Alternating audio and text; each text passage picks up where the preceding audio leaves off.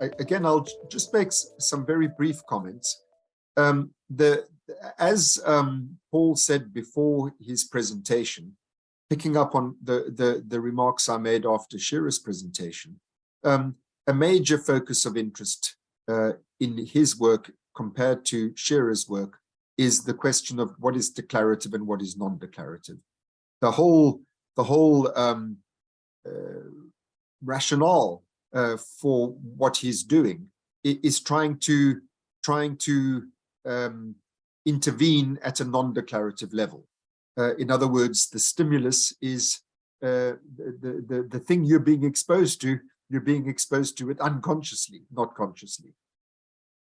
So the first thing, and let me preface what I'm going to say next by making the obvious point, but which sometimes the most obvious things are what pass us by.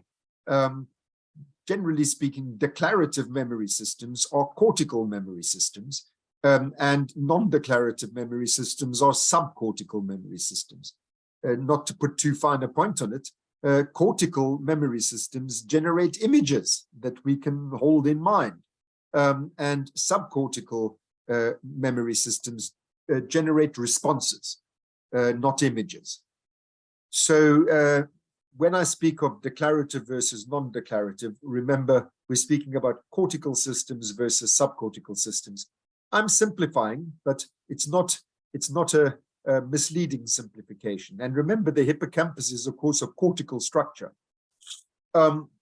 So with that behind us, I think that the first thing I'd like to say about Paul's what he showed us, the comparison between the clearly visible and the very brief exposure. In other words, the difference between the declarative and the non-declarative exposure.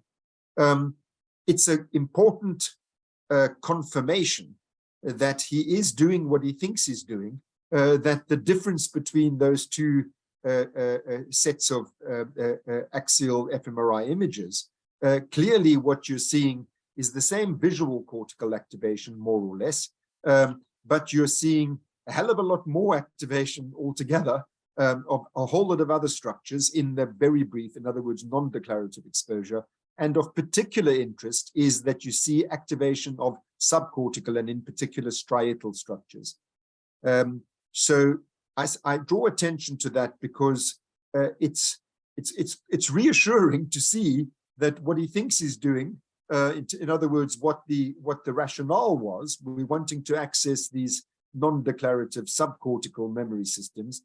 It's clear from those fMRI images that he is doing something to those with the very brief exposure that is not doing with the clearly visible exposure. So something is happening in those subcortical structures with the non-declarative exposure that is not happening with the declarative exposure. That's very important and very reassuring and very interesting.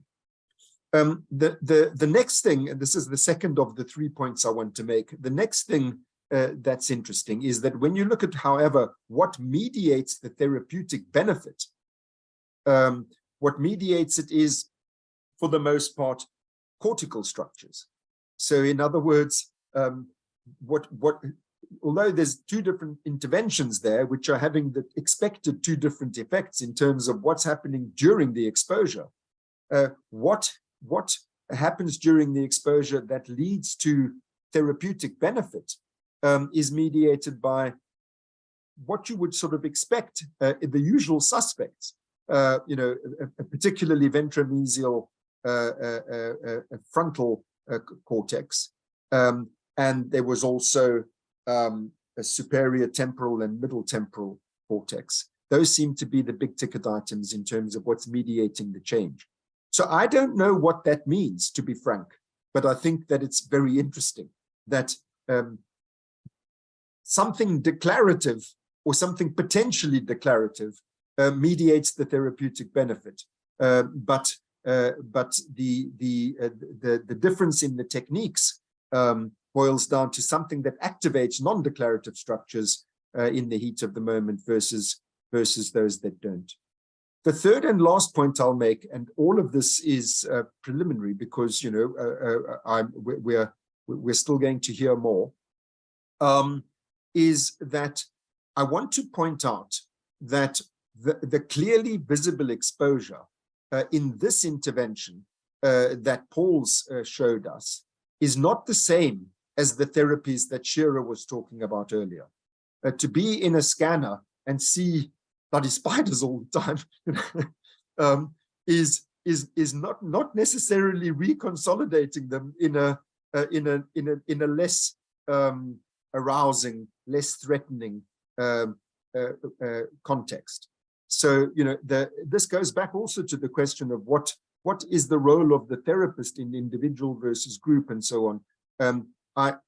There's something about the reconsolidating of the memory which is calming, which is reassuring, which is normalizing, etc., which I'm not sure happens in that clearly visible exposure to your worst fear while you're lying in a scanner. And so I think that we need to also be clear about that. We're not comparing apples with apples, in other words. Paul's clearly visible exposure is not the same as the PE and CPT therapies that Shearer was talking about. Thanks very much. I look forward to what's coming next.